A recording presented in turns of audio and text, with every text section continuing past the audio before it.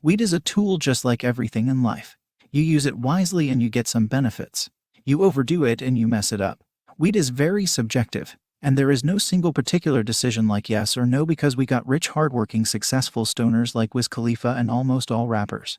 So saying weed is bad for your success is kin to stupid, and is proven wrong by many people.